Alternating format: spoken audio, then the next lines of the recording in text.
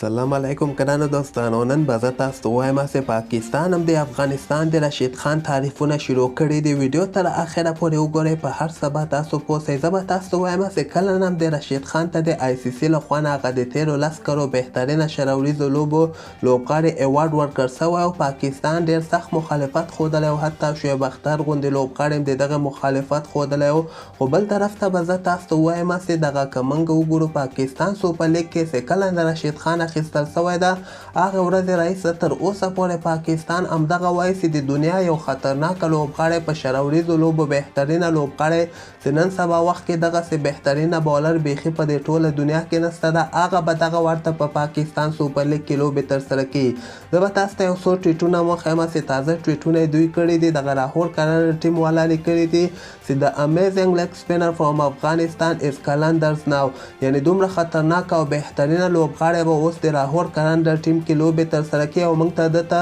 خلاغلاست ورته وایو او ډېر زیات ورته خوشحاله یو چې رشید خان په لاهور کرنل ټیم کې لوبه ترسره کوي. دې نه علاوه دغه د پاکستان سوپر لیګ پیج چې کوم د دویم یو ټویټ کړی ده چې لیکلی دی په دغه کې چې د لاهور کرنل تر ټول نه خطرناکه بالینګ اټیک دوی سره ده، ځکه دوی سره یو خاص بالر ده چې نوم یې د رشید خان. یعنې تاسو وګورئ څومره زیات تعریفونه د پاکستان له طرف نه د رشید خان په هکله باندې کیږي. او دې نه علاوه د پاکستان یو بل مشهوره جرنالست مظهر ارشد نومیږي، د بیا خپل ټویټر پاڼه کې دغسې لیکلی دی چې د لاهور کرنل ټیم کې خاص خبره دا ده چې دوی سره رشید خان ده چې د دنیا نمبر 1 بالر ده، او بل طرف ته شاهین شاه افریدي او حارث رؤف غوندې بالران دوی سره دي. نو د لاهور کرنل بالینګ د رشید خان په وجه باندې ډېر زیات مضبوطه شوی ده چې په ټول پاکستان سوپر لیګ کې دغسې خطرناکه بالینګ بیانې بل ټیم کې نشته. او دې نه علاوه یو بل بیا داسې ټویټ کړی ده چې زه د رشید خان ته ډېر زیات خوشحاله یم او زه غواړم چې رشید خان بابر اعظم ته بالینګ وکړي او په دغه پاکستان سوپر لیګ کې. او دې نه علاوه دغه نور ټویټونه هم تاسو کتلی شئ چې موږ رشید خان مجیب زدران محمد نبي ته ښه راغلاست وایو او موږ به د دوی ډېره ښه